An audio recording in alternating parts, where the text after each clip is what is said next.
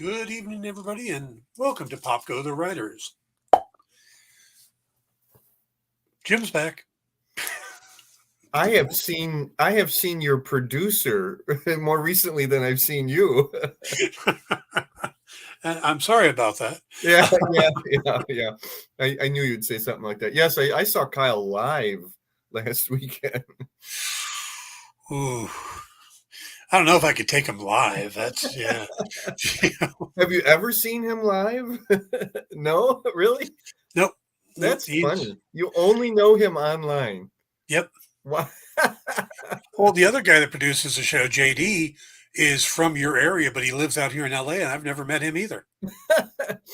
It's amazing. It is amazing how many people I have worked with and have never ever met, you know. Yeah. Well, I look at Nick Barucci, who's probably one of my best friends in the industry. Mhm. And I do a lot of work for him now. He and I met. Wow, it had to be 15 years ago. Hmm. We met in a poker game at the Long Beach Convention Center or at Long Beach Condos after, and I won that tournament. And then at San Diego Con a few months later, I walk into the poker game there, and he immediately stands up and goes, $50 for whoever takes out Wickline. And we just kind of became friends after that. How could you And not after a yeah, line like that, right? yeah, but it's probably been 8 to 10 years since we've actually seen each other, Wow. you know. Wow. But I work with him, I talk to him all the time, but it's just the Yeah. way, it's the industry has become so continental or, everything, Mm-hmm. Mm-hmm. you talk to people all over the world. I've produced entire books with people I haven't even talked to on the phone or Zoom or anything, literally Oh that yeah. I only know through email and messenger. Oh yeah. I've written books that I've never met the artist or even talked to them. Right, right. And every once in a while I'll be doing something for Dynamite, like I'll be sending out an email reminder for something, and then I'll get a message back, hey, didn't we do this book together? And I'll be like, hang on, yeah, we did. It's a So crazy world. yeah, but when you're coming up, it's the other way around. You become like blood brothers with these guys that you do stuff with. Mm-hmm. Like Tone Rodriguez and I, we used to travel the country together, and we do all the cons together, and Mm-hmm. we got to work on Shadowhawk together, and it was just, you know, like we were connected at the hip. And but now, half the time you don't ever, like I said, you don't ever meet the people that you're working with because it's Yeah, just, yeah. you know, I did the I think freeze. about it. I think about it every once in a while. At least I've seen you here through this, you know. Yeah, yeah, yeah, and it's like I did the freeze with Phil Sevey. We did a huge book together and trade, and we talked on the phone a couple times, but I've Mm-hmm. never Mm-hmm. never met him in person. Just amazing. Yeah, Is that the fabled mythosaur on your head? it is. It is. Yep. I've been wearing this every time we talk to Mandalorian. I think I wore this the last 2 weeks. For some reason, it just strikes me today, and I'm not sure exactly why. Yeah, I've got a couple different hats I wear, depending on what we're talking about. If we're doing Marvel, I wear my Daredevil hat. If we're doing Literally and DC, figuratively, right? yeah. If we're doing DC, I got my Green Arrow hat. Mm-hmm. If we're doing sports, I got either my Panther or my Dodger hat. So it's Hey, there's a brand new Green Arrow #1 coming out pretty soon, actually. I think I'm actually going to give it a try, and I'm not the biggest Green Arrow fan, around, but it looks kind of good. I don't know. yeah. So I'm looking forward to giving that a shot. I'm not buying a lot of comics right now. The one book I am buying, well, two books I'm buying. Um, the Mark Silvestri Batman Joker book. Oh, is that the dynamic duo one? Yeah. Yeah. I tried it. Yeah. I think it was because I've been reading and enjoying uh, the Joker, the man who doesn't laugh, or whatever that's called, Yeah. and enjoying that. And for some reason, I didn't get into that first issue of the one that you're talking about enough to keep going on it. It looked beautiful. I can Oh, it is. It is. attest to And that. the other thing I've been reading is the Riddler. What is it? Riddler Year One, Oh, written Riddler, by you're right. Hmm. Paul Dano, who Hmm. played the Riddler in the Batman. Right, right, So right. yeah, that's about the only two that I'm hunting down. Otherwise, I don't really have a comic shop close to me, so Mm, it's an adventure to get to one at this point. yeah. We've got something called Frankensons, which is this little like mini convention that takes place. They bought an old IKEA and they put up all these booths and stuff, and they've been around for years. And this is the third location. At one point, when I was married, my wife bought one of the booths from somebody and was running it for a little while until she realized that there just wasn't any money there. Mhm, mhm. But Hmm. the and that kills any stores that try to open in this area. Oh, sure. Yeah, but that place is only open Wednesday, Saturday, and Sunday, and they're always packed. So I bet.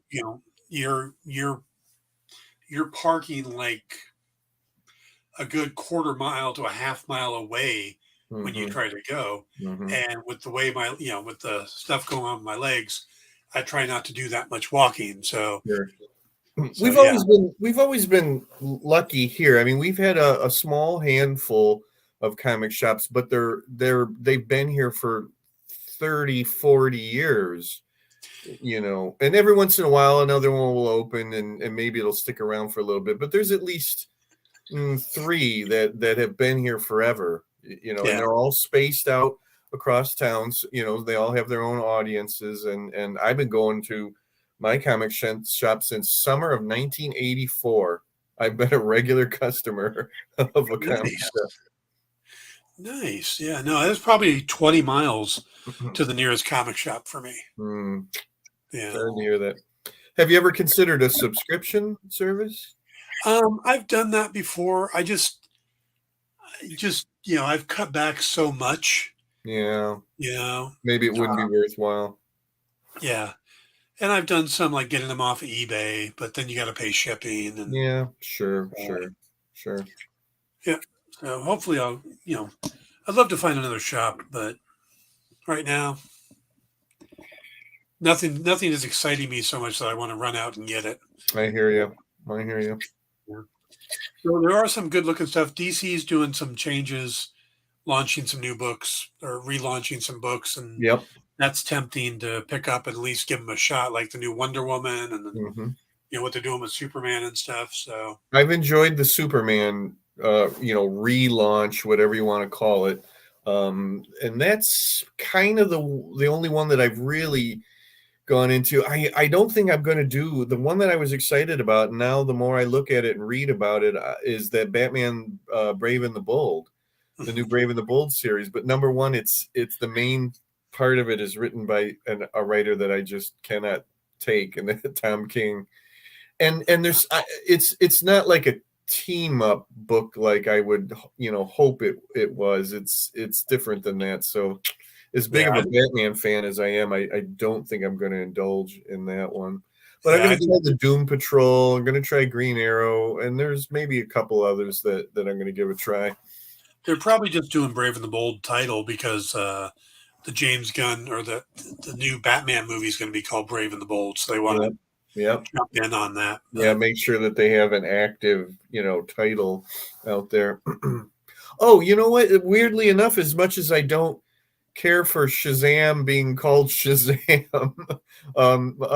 the Shazam is rebooting, whatever, and Mark Waid is going to be doing it, and I really enjoy his World's Finest, and mhm, I think it's the same artist too, if I'm not mistaken. So I might actually give that one a try too.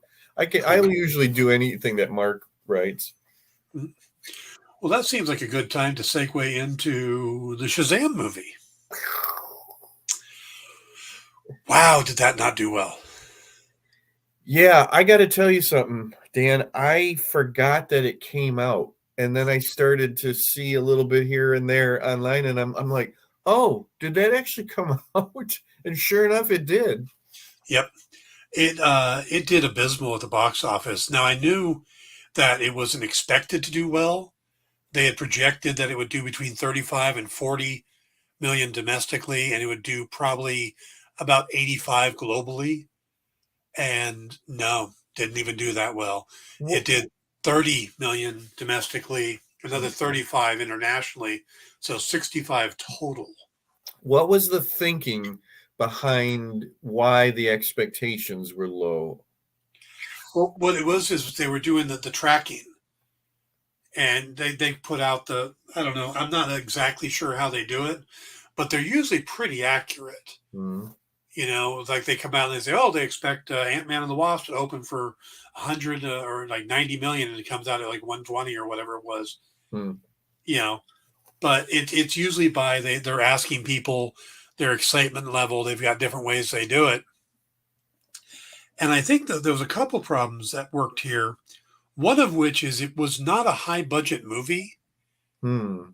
It was only about $100 million. I know, but you Sorry, look I at had to get that laugh in there. Yeah. Well, yeah. Wow. A real for a B tentpole movie. superhero movie, that's not much.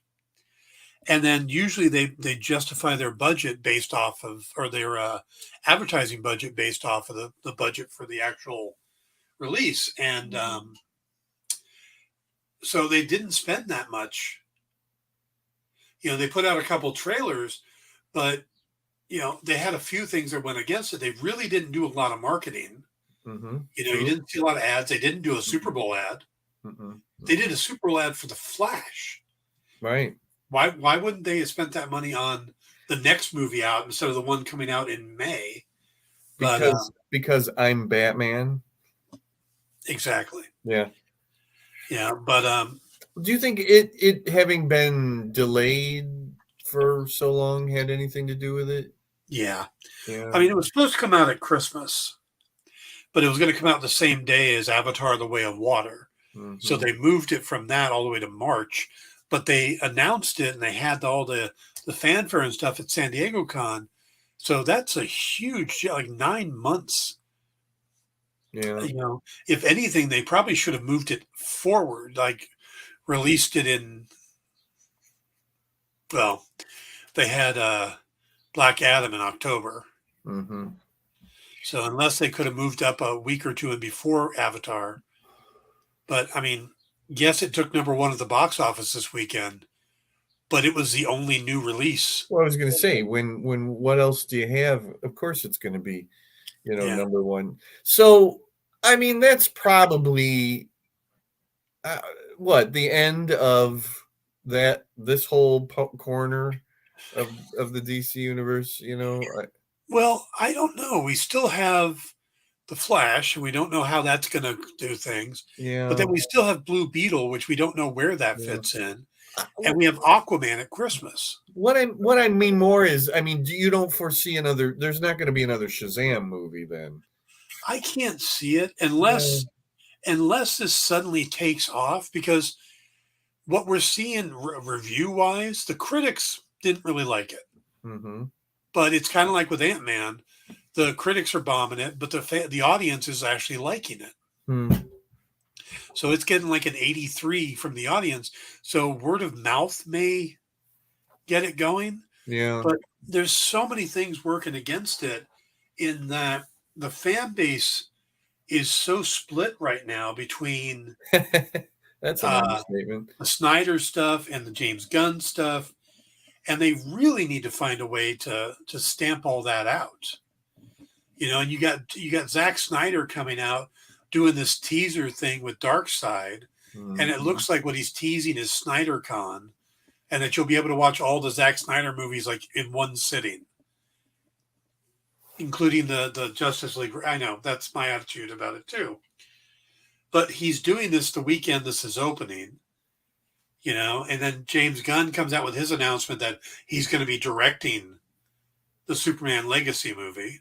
Oh, wow! I missed that one. He is Yes. good. So, Good. yeah. So it's just really kind of a Good. mess. And I think the poor Shazam movie got kind of caught in the middle of all that. I can only guess that if anything is going to do anything, it's going to be that Flash movie, and maybe that will. It's either going to split the internet completely in half, or it's going to promote healing. But I think it's probably going to split the internet in half. Well, I think you're going to get a lot of people watching it because who are Snyder fans because it's kind of the last main hurrah for the Snyderverse. Yeah, yeah, And you're going to yeah, get all the people coming in to see Michael Keaton's Batman. yeah. I'm trying to But you're also remember. going to have people avoiding it because of Ezra Miller. Right, right. I'm still on the fence about whether I will bother with it or not. I'm trying to remember. Who is it that they showed the movie to, and he said he loved it so much, and he like wrote a letter to the director and praised it. Tom Cruise. Tom Cruise, that's what it was. I didn't know what to think of that because I know. I'm certainly not a Tom Cruise fan, but I didn't know like what was that all about? Was that I know, planned because or it's so completely random. it was right? Yeah, I mean Yeah, like, does that's the anybody great really thing. care if Yeah, Tom Cruise liked it? So what? yeah, and yeah, I mean that was just. Why did you show Tom Cruise? Are you trying to? Maybe they're trying to get Tom Cruise to join the DCU. I maybe that may or direct something. I don't. Well, I know Ben Affleck has come out, and even though they said, "Well, we're trying to get him to direct something," he's like, "I'm not directing anything in the DCU." Hmm. He's like, "I don't want to work that way." He says, "I have nothing against James Gunn. I think he's a nice guy. I Hmm. hope for the best for all of them, but Hmm. it's not the way I work." You Hmm. know, Hmm. and that makes sense because I don't think he would do a Marvel movie either, because there is a lot of studio. I don't want to say interference, but there are things that you have to do because of other movies when you Right. do a cohesive universe. Right. So you're not as free as you would if you're doing your own movie. So Ben Affleck can go over and do this movie like Air that's coming up, which looks sensational from the trailer. And if you told me, hey, we're going to do the story of the first Air Jordans, I'd be like, why the hell would I want to watch that? Yeah. Yeah. I kind But of I thought watched the trailer and I'm like, I'm in. Yeah. that's funny. Yeah. So, but then of course, they got me to watch Argo, and I never would have thought. And I loved Argo. I thought that Yeah. was great. Yeah.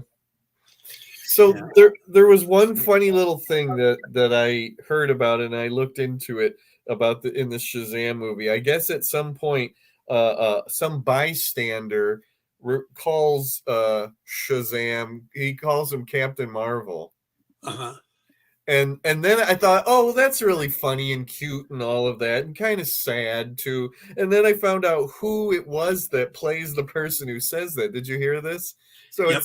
it's Michael Gray, who was Billy Batson in my Billy Batson when I was a kid, and Oh, yeah. on Saturday mornings he was Billy Batson in the Shazam By the series. way, the original Shazam TV series, creepiest thing to go back and watch now. Really? Because I haven't. I literally have not seen it since I was a kid.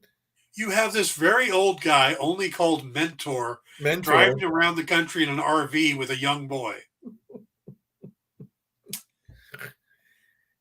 Red flags all over the place.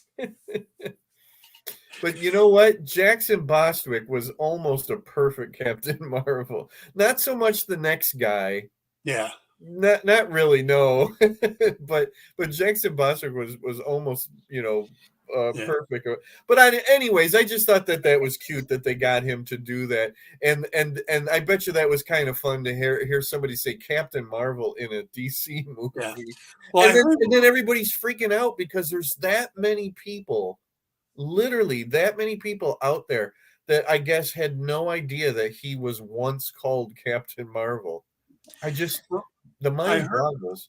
I heard a behind the scenes thing on that.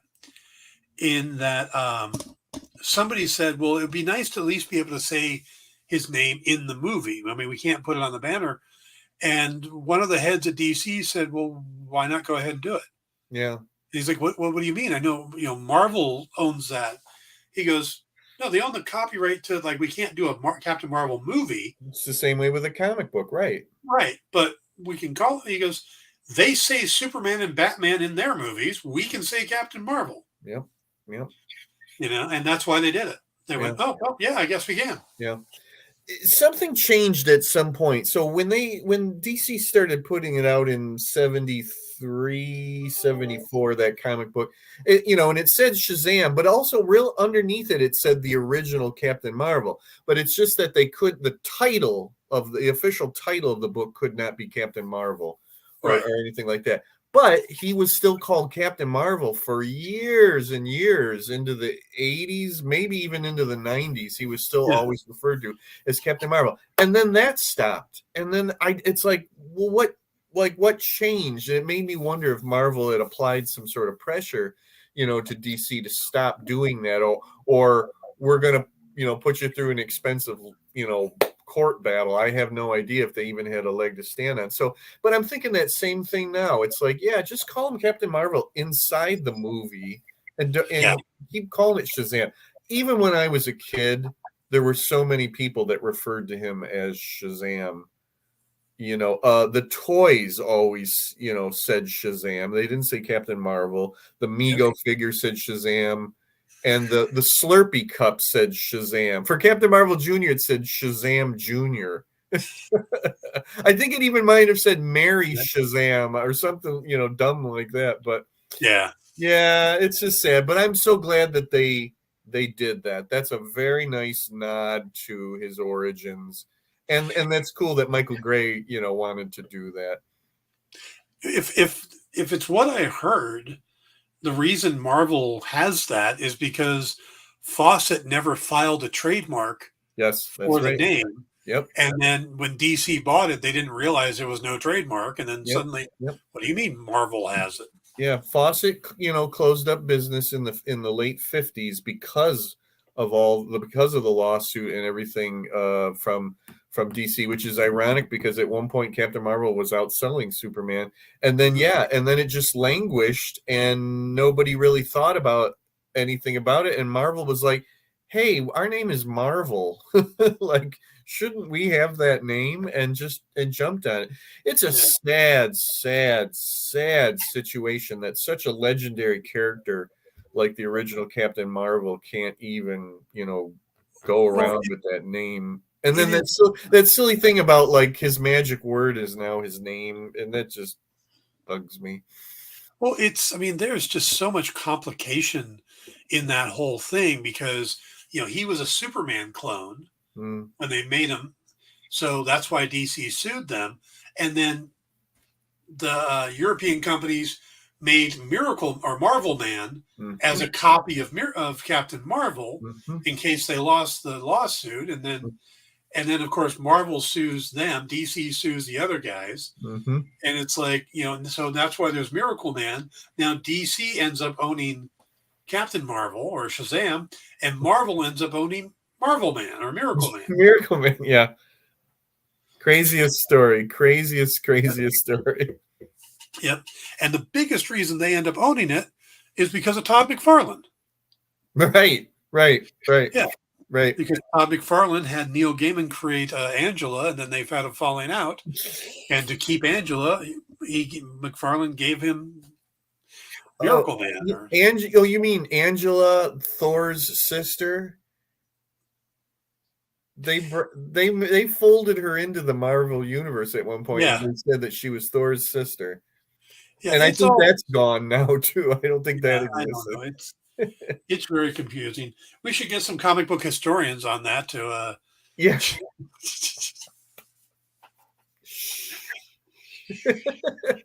Well, wait. One last thing about the Shazam movie. I mean, but seriously, okay. In your opinion, Zachary Levy, however you say his name, do we ever see him as the character ever again going forward?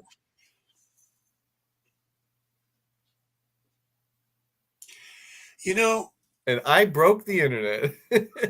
I'm going to say possibly. I don't think it's out of the question because I don't think DC is going, or Warner Brothers DC is going to do something with Shazam again on a big scale like these movies. Uh-huh. I mean, the first one did well. The second one is tanking, but the first one didn't do insanely well. Mm-hmm. So I don't see that. And then Black Adam, of course, was a bomb as well.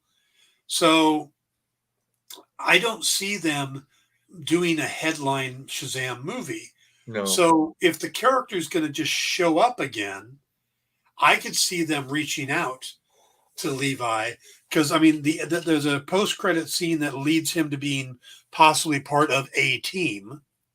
Yes, And I read that. Mm-hmm. yeah, and if they decide they want to pursue that and bring back some of the characters from that team, I could see them having him come back for it. Mm-hmm. But no, Hmm.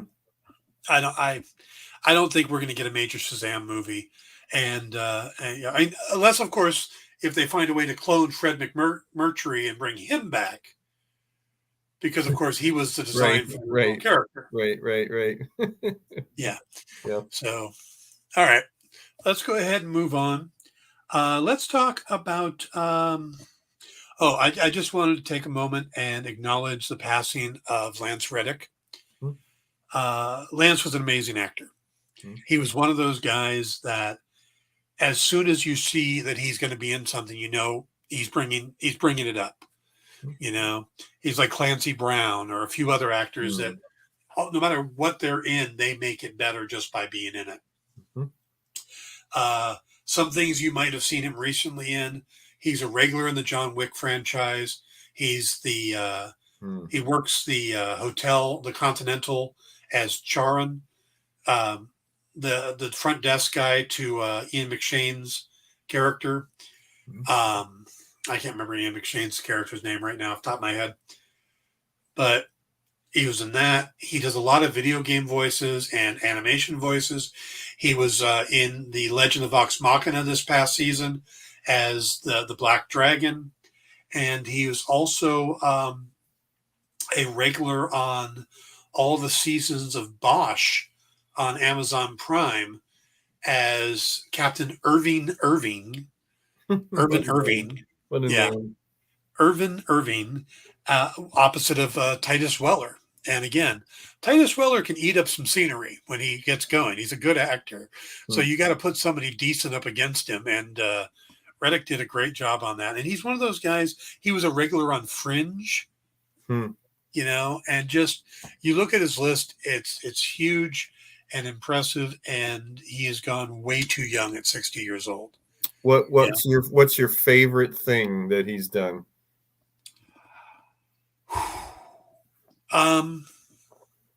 Actually, I loved him on Bosch. I really got into that. I mean, he's one of those actors that he's always good in whatever he's in. But I really liked his character in Bosch because there was a bad side to him too, a manipulating side that he, you know, would get his hands dirty if he needed to. And I like that. But then again, he's great in the John Wick movies too. You know, even willing to watch John's dog while he goes and deal with stuff and then make sure the dog is okay through the whole thing. And if you're a dog person, that's just going to, you know, win you over. Did Keanu Reeves say anything? Was there anything from him? Yeah, both he and Ian McShane put out notifications. I didn't get a chance to read them over. Okay. But yeah, Jay says he was Papa Legba in American Horror Story. And that's, Oh, okay. Oh, no, the guy was a phenomenal actor and in a lot of stuff. Yeah, sounds like.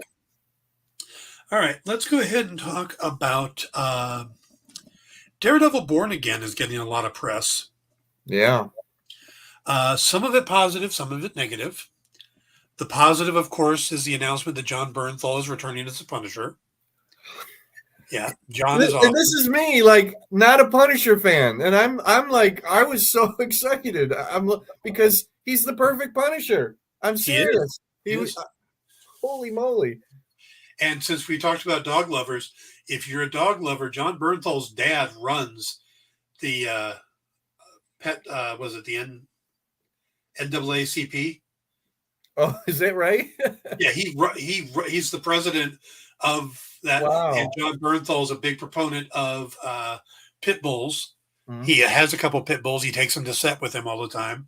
Hmm. And as a pit bull owner, that's always a plus for me. But the negative that's coming out is word is that Deborah Ann Wool and Eldon Henson Yeah. are not returning. Yeah. Now, they haven't come out and said, well, those characters won't be in it. See, right now, I think the big problem is that the title is Daredevil Born Again. So everybody's assuming they're going to do the Born Again story. But a lot of the Born Again story was already I used. was going to say, yeah. Yeah. So I think they're just borrowing the title because it's a great title for them bringing Daredevil back in the Right, for MCU. what they're doing. Yeah, Yeah. absolutely. Yeah. And this stuff never truly matches up, really. Right. Yeah. Right. So, but you can't do Born Again without Karen Page. But Yeah. there's been no word that they haven't, that they've recast him.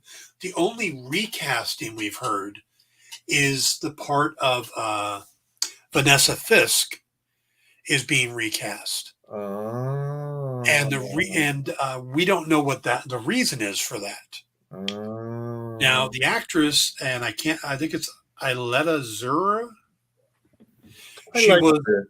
She was the mother. She was Laura in Man of Steel. Oh, is that right? Yeah, she was Superman's mom in Man of Steel. It's been so long since I've seen Man of Steel, and I'm still so down on it that maybe I wiped that out of my brain. Yeah. And she was great as Vanessa in all 3 seasons. Oh yeah, yes. So yeah, very Yeah. well. That's a little sad. And you know what? It's sad about the other two, especially Foggy. Boy, I'd love Yeah, to I thought hear he was what good, Foggy. I thought she was a good Karen. Yeah. But everybody's reacting to it without knowing all the details. Because it's not like they made an official announcement or anything. Yeah. Variety and Deadline are the ones saying that Vanessa got recast and who the actress is who's taken over. Yeah. And I don't remember her name off the top of my head. But, the word is that those two aren't coming back, but there's been nothing about them being replaced. Maybe this current storyline doesn't have them in it. That was my first thought, that okay, maybe it's literally that they write the story and they literally just say, you know what, there's not really any place for Foggy and Karen, which that's kind of hard to believe, especially Foggy. Yeah. Maybe it's that, boy, maybe it's literally that the parts were so small that those actors just said, I don't want to do that bit of a part, Yeah. And it could be a money thing. They could have said, we're Disney, you know what, it's Disney now, so I want more money. But it's funny, it's like losing one of them I can see, but losing both of them, to me that's odd. But I mean, I guess we have the most important roles, and actors Right. are still there. I think that's the key. By the way, hello, Ed. Good to see you. They're bringing back Vincent D'Onofrio, John Bernthal, and Charlie Cox. And from what I understand, they were trying to bring back Kristen Ritter. Oh. But schedules haven't worked out. Oh. And that could be the case with the actress who played Vanessa. Because, I mean, this is not like, it's just a continuation of season 4. This was done, and everybody went their separate ways. And it's been a long time now. Yeah. I would be concerned that it starts to become just one big reunion of all those Netflix Marvel shows. You start, we got John Bernthal in there, and the next thing we know, Mike Colton is in it, and whatever the name of the guy is that played Iron Fist, that Irish or Scottish guy, Finn Jones. Yeah, that's it. Yeah. And there are people talking about that too. Hmm. There supposedly Mike Holter is going to be coming back, but again, that's an unverified rumor. What did I saw said? Coulter. yeah, Yeah, Mike Holter, yeah. and then there's also pics showing all the Defender actors currently in the gym, and they show Mike Coulter and Finn Jones and Kristen Ritter, and it's like, really, that's your because they're keeping in shape. You think they're coming back? I'm sure that all three of them, or whatever of them, are normally go to the gym. Yeah, yeah. I mean, Uh, yeah. Now, if you saw Foggy in there in the gym, then I'd be questioning it.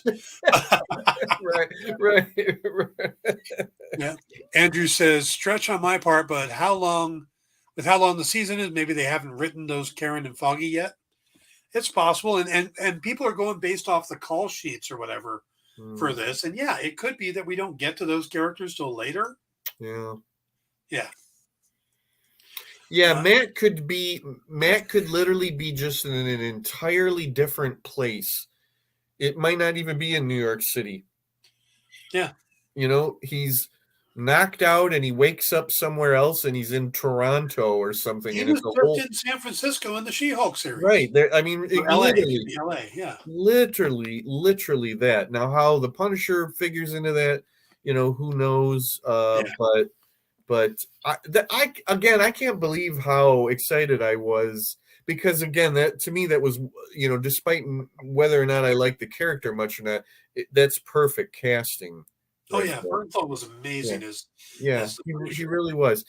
And I don't remember, did I can't think of his real name, but it's the computer guy in season 1 that's microchip, yeah. Microchip. I was almost going to say Gizmo. Microchip. I don't remember. Did that character die? He doesn't. Okay, because I loved the back and forth and relationship between those two. Oh yeah. I thought it was great. There was one point I remember pointing it out to Lisa, going, "It's like they're dating." That's funny. That's very. I'm thinking about when they're sitting around and they're starting to drink, and then they get all the way into the take your pants down. Where did this come from? Jay asked, didn't they try to get Kristen Ritter to guest on She-Hulk? They did. It was part of the original plan, but again, her schedule wouldn't work for that. Is what I've been hearing. Okay, so but the bottom line of that is she would like to do it. She would like to go back to the character. And there is a famous quote that's a couple of years old now from Kevin Feige when he was asked about the Netflix series. He mentioned 4 names that he thought were exceptional: Charlie Cox, Vincent D'Onofrio, John Bernthal, and Kristen Ritter. Right. Didn't mention anybody else. Those 4, and those are the ones that seem to be either coming back or working on coming back. Eben Moss Bacharach. That's the guy's name who played Microchip. That's his name? That's what I'm guessing. Okay. Otherwise, that is the weirdest random post. It's like, what, Burt Bacharach and who's Eben Moss? Yeah. Right. So, all right, we're going to move on to The Mandalorian. Kevin, best part of She-Hulk. I did like Kevin, the computer AI at the end. Yeah. You weren't here for last week's discussion about The Mandalorian. I hang my head in shame. Yeah, but yeah, that moved very quickly. I didn't think they would go to Mandalore in the second episode. So no, nor did that other thing that got taken care of. I didn't expect that until the end of the season. Yeah, but no, boom. Oh, okay, those quests are done. What do we got next? Yeah. But a lot of things have been surprising me. Now, we're going to take out that middle section and just talk about the beginning and end of the 3rd episode, because I thought it was fascinating they destroyed Bo-Katan's castle. Mm-hmm. Mm-hmm. And that, what's funny is I kind of was ahead of the game with the idea of it. Well, I guess technically she's redeemed as well, Yeah. because I noticed that she didn't take her helmet off. Yeah, I kind of started to notice that Yeah. too. And And I she's so didn't quick really to think take it about off. where it was going, but I thought it's been a really long time since we've seen Katie Sackhoff. It was like, this is kind of odd. It just keeps going on and on and on with her keeping her helmet Yeah. on. Yeah. Yeah. But did you notice, and a lot of people are saying this, there's a moment when they're talking about, before they get attacked by the TIE interceptors, Mhm. they're talking about, well, just drop me off. Well, I'd invite you for a feast, but he's like, no, I got to do that, whatever. And he said basically was, this is the way. And she says, this is the way. And you hear Grogu in the back saying something. It's trying to say words. And I'm pretty sure he was trying to say, this is the way. See, I only heard that later, that people were thinking that. No, to me it was that it was the warning, because that was right when they realize that the TIE interceptors are coming in, or whatever, and he's done that before. To me, it's like it precedes his or he's sensing danger in the Force or whatever. That's Yep. what I thought it was. I mean, I'd have to go back and listen to it again. It's definitely an articulation that we have not heard before this season. So he's trying to talk, I Yeah. guess. And you're right. The timing, it could be either one Yeah, from what I've seen. And yeah. but the cadence of it seems like he's saying, Very this is the way. interesting. Yeah, very interesting. Okay, wait. This is kind of funny. Bear with me on this one. So the thing that happens at the end, are we giving spoilers? Yeah. Okay. So they're both redeemed. Bo-Katan, whether she wants it or not. So if Din is going to keep Grogu around with him, and Grogu now counts as a foundling, just like Din was, how long will it be before the armor says to Din, that kid's going to need a helmet? I was thinking that too. Right? Yeah. Because I mean, we don't really know. We don't really know how 50 plus years, well, however many, he was 50 in the beginning, and now however many years have passed, 55. Let's say he's 55. I don't Yeah. know exactly mathematically how that falls within the supposedly 900-year-old stretch his race can achieve. I don't know what the equivalent is in a human of the age he's at. He might still be barely a toddler Yeah. compared to what we are. So that kid that got baptized or whatever at the beginning of episode 1 was definitely not a toddler. No, he was probably early teen, like 11, 12, 13 type. Yeah. So I mean, it's a funny little thought, but it might be that it's just way too early. And then the other thing is the talking thing.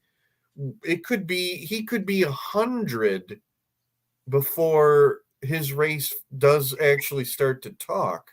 Yeah. And one assumes he's not going to talk like Yoda, because Yaddle did not talk like Yoda. Right. Supposedly, and I just heard this the other day, the reason Yoda talks the way he does is because his mentor talked that way. And that's where he picked it up from. Right, because we all talk the way we hear, Yeah. So yeah, right. At first I was going to say, oh, it was like the tribe that he, of his race that he grew up in. But that's right. He would have been taken as a baby or whatever. So very interesting. That means he would have had a master who talked like that, I guess. Yeah. I mean, I'm born and raised in Los Angeles, but I have some Midwestern things I say, like "warsh." That's my mother says Warsh. Yeah, I say "warsh." Well, that's because my father grew up in Chicago. Okay. So, you know, but which is funny because I picked up none of stuff from my mother who was born in England because she's dropped Oh, all of that. oh. So, I had a very good friend in high school whose mother was born and raised, in England and came over as a young woman or whatever, and she had a British accent. But he had absolutely nothing of that. He didn't pick up a darn thing from that. Well, the other thing is about Grogu. Before I forget, is that the armorer could say, "Listen, you've taken him in. He's a foundling. He's wearing Beskar. He's wearing Beskar armor. Get that kid a helmet, yeah. or he's out. You got to Ed get rid points of him." out he's going to need some ear holes, Yeah. or they're going to need to go up into bat Or they're point. just fold. He'll just fold him in. Yeah. I want to address something Ed asks. He says, has there ever in any of the cartoon comic series specified what race Yoda and Grogu are and where they're from? No, and that is specific. George Lucas never wanted that revealed. That was the one thing. He always wanted Mm-hmm. Yoda to be unique Mm-hmm. or rare, Mm-hmm. and they didn't want a race name, a planet, any of Mm-hmm. that. Mm-hmm. So that's why there's been so few. We've only seen now 3 Mm-hmm. total. A long time ago, there was a series of Star Wars trading cards that was original art of scenes that that we didn't see in the movies or whatever, but it was all original stuff. And there was one that was done, and then it was actually eliminated from the set before it went out, and it was several Yodas like praying in front of a giant Yoda-like statue. Look this up online, and I don't know if it was Lucas or who said no. I don't want to show anything, like that. I think he regretted having Yaddle in Phantom Menace because we never saw her again, and she's so in the background that I think he almost regretted putting her in there. That's not true. We see Yaddle again in But not the in the movies. That's what I meant. recent animated things. She ended up fighting Count Dooku. Yeah, no. I'm sorry. I'm right. I mean that he didn't show Yaddle again. Right. Right. But yes, no, in fact, I love that. That's in Tales of the Jedi. I love that's probably like my favorite episode of that. Yeah, no, we it's like justice for Yaddle, basically. She finally got to do something, and it's a really great little episode. I'm trying to think of who it was that did the voice of her. Shoot, can't think of it offhand. It's somebody well known. Yeah. Well, but I thought the beginning and the ending of the episode were very cool. Yes. Then there was the middle. And it was the beginning of the end. And I have heard so many people say, oh, they're just borrowing from Andor, or they're trying to take a cue from Andor. And it's like all of season 4 is already written. Favreau does these things pretty well in advance. I doubt that he would have seen Andor when he was writing these episodes. And you don't think that he, being the prominence that he is in all of the Star Wars stuff, that he wouldn't have been up on? He has nothing to do with the Andor series. But see, I don't think it's a bad thing. Maybe he didn't. Maybe they didn't do it on purpose. It works well because I think people who liked Andor will like the Pershing segment. I don't see it's not a bad thing to bring some element of that into. If I was doing that series and I saw Andor, I think I would actually have tried to make it less like it. Because it's a little too much like it. So I think if I knew about the Andor stuff, I wouldn't make it that close. Yeah. The hopelessness of the day job and all that stuff. It's so like what that guy went through. Yeah. But But Coruscant has never looked better.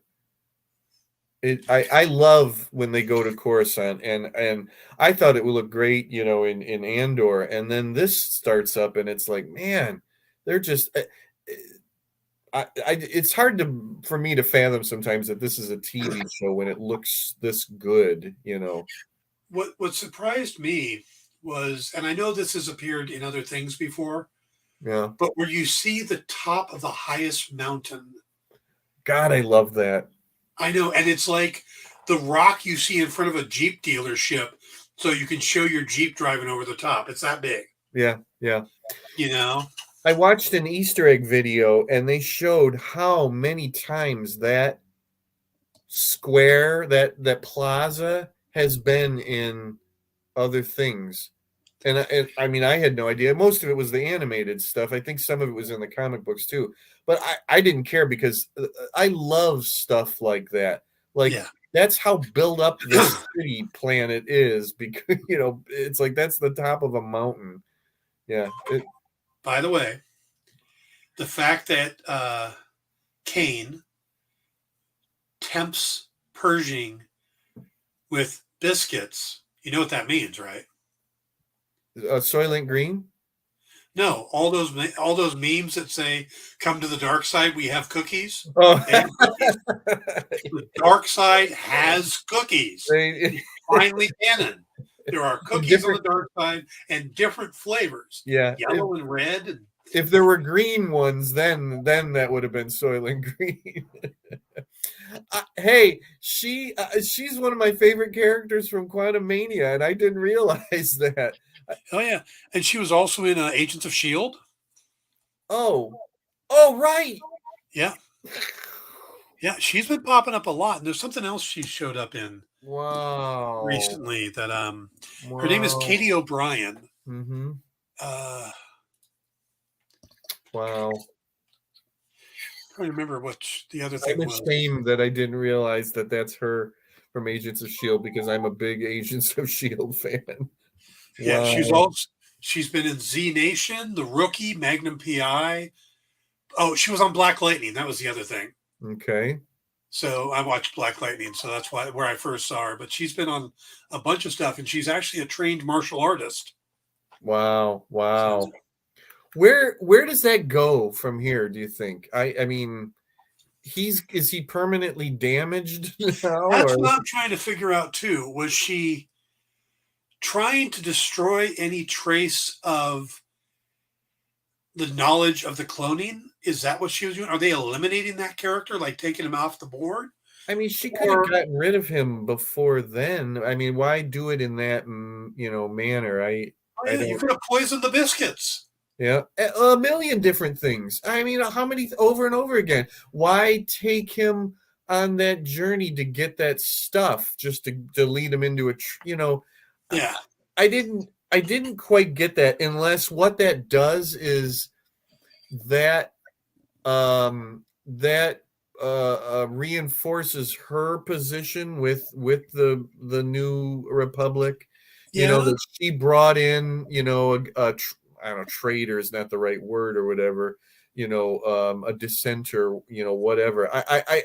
I'm still trying to figure out what her game is, in all of this. Yeah. But I can't imagine he comes out of that undamaged. But are they doing that to try to bring him back over to their side? Yeah. Because then he's going to turn on them for the being trapped. And by the way, the moment where he looks up and says it's a trap, and the Mon Calamari just kind of he kind of looks off to the side like wait, what?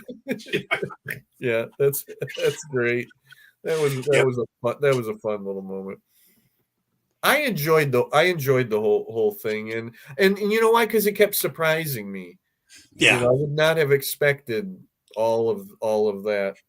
Yeah, this whole season has been surprising me. They're moving very quickly on things that I thought would take a while. Ed says, and then she took the case of stuff. Is she going to try cloning, or was that for evidence against the doc? It was probably evidence against the doc, but that's my thinking. Yeah. Yep. Andrew thinks that she's trying to set herself up for a position of power to help Gideon. Here's a question for you and for our listeners. Um, why do you think Bo-Katan was attacked? Do you think it was just some warlord she pissed off? Do you think it was Moff Gideon? Or do you think it might be Grand Admiral Thrawn?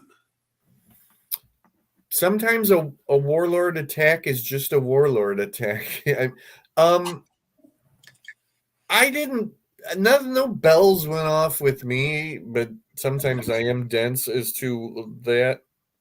I thought it was literally just a way to make her homeless. I mean, it was the show's way of taking her out of her home, Yeah. and that she needs a home to go to.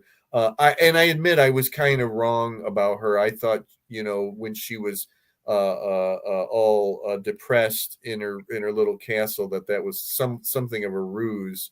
Now I'm really intrigued with this thing about she saw the mythosaur. She did not mention it to Din. All she did was confirm that he didn't see it. So now I assume her plan is that she goes at some point and goes to ride that mythosaur because she knows what that image will mean. It's either that or get the Darksaber and the mythosaur, and there ain't no way that Mandalorians are not going to follow her. Oh, yeah. After that, that mythosaur is all hers. Yeah. I don't think Gideon's done in this world. Andrew says he doesn't think Gideon's done. No, I don't think it is either, but nope. Gideon didn't really have that big a fleet. He had the one ship that they took over, but they didn't really have that big a fleet. And the fact that we saw TIE interceptors, not just TIE fighters, and TIE bombers means that it's somebody with a very large fleet. And one of the largest fleets in Star Wars is Grand Admiral Thrawn's that got thrown into the. Yep. So him, if he was coming back out on the outskirts like this, it would make sense, or this would be a good place for him to hide, because there's a lot. If you think about it, Bo-Katan was like the only one on the planet she was on. The planet that Mandalore, nobody was on, other than creatures that grew up. And then there's the moon of Concordia. So there's not a whole lot going on. I think Concordia got destroyed too, didn't it? Or something. But there's not a whole lot going in that galaxy. Yeah, I'm not sure. So if you're looking to hide out, especially a fleet, that would be the place to go. And we do know that Thrawn is coming. So I will subscribe to that theory, especially since we've already seen things that seem to be setting up stuff for other series, Ahsoka in particular, that stuff in the first episode, so yeah, I'll subscribe to that theory. Everything looked in good repair when they showed the pilots in the cockpit. It wasn't like the Gideon's, his troopers were kind of messed up, and kind of dirty and everything or whatever. No, this looked like this was top of the line, good repair, pilots and ships, and a lot of them too. So yeah, I'll buy into that theory that this is the beginning of bringing Thrawn into this whole thing. All right, we're going to have to wrap it up there. I want to point out that on the bottom of the scroll going along here, this is the link to The Old Order Changeth. That's the new book that's Jim edited, and I have an essay in about the origin of Captain America. It's got a introduction from Dan DiDio, and it is available now on Amazon in print and ebook, and it's getting some great reviews. Look, there's Dan's name right there. That's right. There are 6 essays in there that break down the origin and all the changes to the origins of Superman, Batman, Captain America, Wonder Woman, Fantastic Four, and Spider-Man. So if you're looking for something unique to read, something good to read, check it out. And I definitely highly recommend all the other stories. I don't recommend my own stuff because I just don't have the ego for that. Couldn't have said it better myself, Dan. That was a great description. Thank you. So check that out. It's available now on Amazon. Let's see. Ed says, "Do you think we're done with Luke because Luke was a big player in Heir to the Empire with Thrawn?" I kind of hope we are done with Luke because you know what? You keep pulling that rabbit out of the hat, and Yeah. it's not special anymore. You There know. have been some rumors about them doing some kind of thing with the de-aged versions of Han and Luke, and even having Leia in there, which I'm not a big fan of that idea. Well, when you're so much into this Coruscant thing in the New Republic, it is weird. It's like because to me, it's like where's Leia in all of this? You know, you would think that you Yeah. would see some kind of hollow news with her in it or something. So I don't know about that. Yeah, but yeah, I'm with you guys. I think they can't go to that well too often. I think they went too much in the Book of Boba Fett. It was a little too much in my opinion. Mm-hmm. So, but then again, I look at this last episode of The Mandalorian having the Dr. Pershing show in the middle of it as kind of to make up for the fact that we had 2 episodes of Book of Boba Fett that were The Mandalorian. Right. So at some point, there's going to be a Dr. Pershing show, and one episode is going to be nothing but Book of Boba Fett. Yeah, imagine what episodes of Ahsoka will have in them. You know, who will take over that show for a couple episodes? I think we'll have an entire episode of Maud's character or B. Arthur's character from the holiday special. So that will be a CGI B. Arthur, Yeah. right? And Yes. Harvey Korman. Because there is no better use of CGI than to bring B. Arthur back to life. I'm just going to put that out there right now. Okay. Point taken. Yep. Yeah. Andrew says, by the way, the opening dogfight was great. It was. Yeah. That was awesome. When we needed some real Star Wars, you know, they have to remind us every once in a while, and it's like that was just pure Star Wars, that whole thing. And I will admit that when Din dropped out of the ship and was like hanging there and the TIE fighters swooped by him, I was like, oh shit. I love it when he lands and he skids. Yeah. You know, that like kind of not so great landing, and then he skids and then stuff. I not a Grogu fan, but I was actually like, oh no, Grogu's with Bo-Katan. He's separated from Din. Something's gonna happen that she's gonna have to fly off and go to another system or something, and they're gonna be separated again. Ah. I know a few people that reacted that way. It turned out okay.